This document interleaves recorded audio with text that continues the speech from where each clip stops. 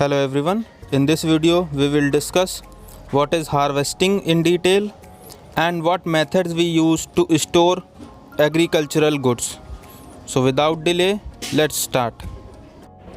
Harvesting of crop is the sixth process in agriculture and it is very important. Harvesting में क्या किया जाता है, जो प्रॉपर फाइनल ग्रोथ हो जाती है जब क्रॉप्स की, तो उससे क्या करते हैं, जो हमारा प्रिपेयर्ड क्रॉप होती है उसको काट कर निकालने की जो प्रोसेस है उसको हम हार्वेस्टिंग बोलते हैं।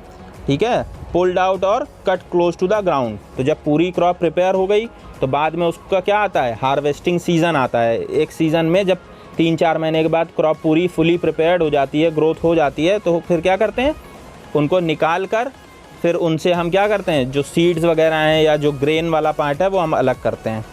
It usually take 3-4 month for a cereal crop to mature.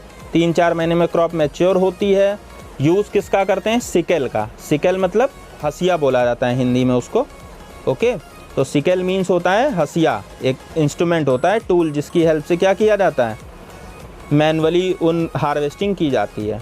तो पहले के टाइम पे या छोटे किसान हार्वेस्टिंग किससे करते हैं, सिकल की हेल्प से।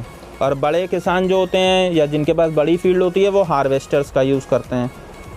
हार्वेस्टर्स मशीन होती हैं, बड़ी सी ट्रैक्टर में लगाई जाती है।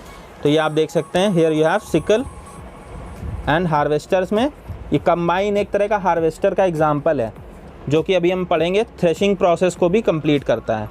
यहाँ पर आप देख सकते हैं थ्रेशिंग प्रोसेस क्या होती है, तो सीड्स को रिमूव करने की प्रोसेस। जब हमने हार्वेस्टिंग कर ली तो उसमें प्लांट वाला पार्ट भी तो मिक्स होता है ना, सीड्स के साथ। हमें रिक्वायरमेंट किसकी है, फूड ग्रेन की। तो फूड ग्रेन्स को अलग करने की प्रोसेस को बोलते हैं थ्रेशिंग। और जो बचा हुआ पार्ट होता है उसको बोलते हैं शैफ, CHAFF। ओके, तो इसी को हटाने के लिए कंबाइन हार्वेस्टर का यूज़ करते हैं, जो कि क्या करता है, थ्रेशिंग का भी काम कर देता है और हार्वेस्टिंग का भी, यानी प्लांट्स को निकाल भी देता है और उनसे ग्रेन भी अलग अलग कर देता है। ठीक है, सो ये बड़े फार्मर्स यूज़ करते हैं। छोटे फार्मर्स किसका यूज़ करते हैं विनोइंग प्रोसेस का। सो विनोइंग प्रोसेस क्या होती है, विनोइंग प्रोसेस में क्या करते हैं, एयर की हेल्प से, क्योंकि जो शैफ वाला पार्ट होता है वो लाइट वेटेड होता है, तो वो एयर के साथ अलग हो जाता है। ठीक है, तो क्या करते हैं, जो मिक्सचर होता है उसको थोड़ी हाइट से ड्रॉप किया जाता है। जब थोड़ी हाइट से ड्रॉप करते हैं और एक साइड से फ़ैन वगैरह लगा देते हैं, तो एयर की हेल्प से क्या करते हैं, जो लाइट वाला शैफ वाला पार्ट है वो अलग हो जाता है और ग्रेन नीचे कलेक्ट हो जाते हैं। तो जैसा कि आप यहाँ देख सकते हैं, है ना, here you can see in this picture as well. So ये तरीका होता है जो छोटे फार्मर्स यूज़ करते हैं थ्रेशिंग करने के लिए। ओके, और इस प्रोसेस को हम क्या बोलते हैं, विनोइंग। ओके, अब ये विनोअर यूज़ किया जाता है। अब हम बात करते हैं फेस्टिवल्स की। हार्वेस्टिंग फेस्टिवल्स क्या होते हैं, हार्वेस्टिंग फेस्टिवल्स बेसिकली जब 3-4 महीनों की कड़ी मेहनत के बाद जब फार्मर्स को क्या मिलता है, फाइनल प्रोडक्ट मिलता है, तो उनको बहुत खुशी होती है। पूरी फील्ड जो है ग्रेन से भर जाती है, तो इस वजह से वो काफ़ी खुश होते हैं और इसी खुशी को एक्सप्रेस करने के लिए वो क्या करते हैं, रिलैक्स और एंजॉय करने के लिए फेस्टिवल्स सेलिब्रेट करते हैं। तो ये हमारे यहाँ ट्रेडिशन बना हुआ है। कई सारे आफ्टर हार्वेस्टिंग सीज़न जितने भी आते हैं उनमें कोई ना कोई फेस्टिवल हम लोग सेलिब्रेट कर रहे होते हैं हर एक रीजन में। Period of harvest is of great Joy and happiness in all parts of India. Man and women celebrated with great enthusiasm. तो काफ़ी एंजॉय से, काफ़ी एनर्जी के साथ लोग सेलिब्रेट करते हैं इन फेस्टिवल्स को। तो जैसा कि आप यहाँ देख सकते हैं कौन कौन से, पोंगल, बैसाखी, होली, दिवाली, ये सारे फेस्टिवल्स कैसे हैं, हमारे हार्वेस्ट फेस्टिवल हैं। तो ये आप सीक्वेंशियल उनके नाम देख सकते हैं, पहला पोंगल, दूसरा बैसाखी, ये होली नॉर्थ इंडिया में सेलिब्रेट किया जाता है, होली, दिवाली, है ना। ये आपके उधर नब्बेना साउथ में यूज़ होते हैं, बिहू वगैरह। ठीक है, तो ये सारे हार्वेस्टिंग फेस्टिवल्स हैं जो हम यूज़ करते हैं, सेलिब्रेट करते हैं बेसिकली जिनको। अब बात करते हैं स्टोरेज की। तो स्टोरेज में क्या किया जाता है, भाई हमने ग्रेन को जो हार्वेस्टिंग कर ली, हार्वेस्टिंग मतलब क्रॉप हमारी ग्रो हो गई, अब उसको हमने कट कर लिया। कट करने के बाद हमने थ्रेशिंग भी कर ली। थ्रेशिंग करने का मतलब क्या किया, हमने ग्रेन्स अलग करके रख लिए। अब जो ग्रेन्स अलग हो गए हैं तो उनका क्या करना है, उनको हम एक साथ इतना तो यूज़ नहीं कर सकते ना, तो उनके लिए हम क्या करते हैं, स्टोरेज करते हैं। और स्टोरेज भी इस तरीके से की जाती है ताकि जो मॉइस्चर, इंसेक्ट्स या रैट्स या माइक्रो ऑर्गेनिज्म है उनको क्या किया जा सके, बचाया जा सके। ठीक है,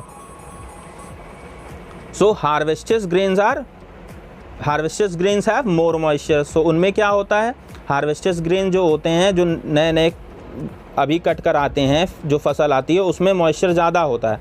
तो पहले उसको हम क्या करते हैं, सनलाइट में ड्राई कर लेते हैं। जब ड्राई हो जाते हैं तो फिर वो थोड़ा ज़्यादा टाइम तक प्रोटेक्ट हो सकते हैं, जो भी माइक्रो ऑर्गेनिज्म है ना, उनसे, और जर्मिनेशन वगैरह में भी यूज हो सकते हैं। Hence before storing them grains are properly dried in sun to reduce moisture in them and prevents attack by insects, pests, bacteria and fungi. Farmers store grain in jute और metallic bins, jute bags में या metallic beans में store करते हैं farmers grain को। Okay, इसी तरह थोड़ा और क्वांटिटी में होते हैं तो उनको हम सिलोज या ग्रेनरीज वगैरह में स्टोर किया जाता है, बड़े बड़े, ठीक है, उनको रैट्स वगैरह और इंसेक्ट्स वगैरह से बचाने के लिए। ड्राइड नीम लीव्स का यूज़ किया जाता है, रख देते हैं उसमें, तो इंसेक्ट्स वगैरह से बचाने में हेल्प करती है वो। For storing large quantities of grains, big godowns, specific chemical treatment are required to protect them from pest और माइक्रो ऑर्गेनिज्म। तो इन सभी चीज़ों से बचाने के लिए, पेस्ट वगैरह, माइक्रो ऑर्गेनिज्म या रैट्स वगैरह से बचाने के लिए बड़े बड़े गोडाउन्स में यूज़ किया जाता है ना। तो जूट बैग में करके उनको बड़े बड़े गोडाउन्स में रख दिया जाता है। यहाँ पर हम कुछ पिक्चर्स देख सकते हैं, सिलोज की पिक्चर्स है, ये बड़े बड़े कंटेनर्स होते हैं, और दूसरी पिक्चर है हमारे पास ग्रेनरीज की। Okay, so I hope all these processes are clear to you. अगर आपको कोई भी क्वेश्चन, किसी भी तरह का डाउट हो तो आप मुझसे कमेंट सेक्शन में पूछ सकते हैं। आज के लिए बस इतना ही। डिजिटल कक्षा को लाइक और सब्सक्राइब करना ना भूलें, ऐसे ही नॉलेजफुल वीडियोस देखने के लिए। Have a nice day, good bye, take care.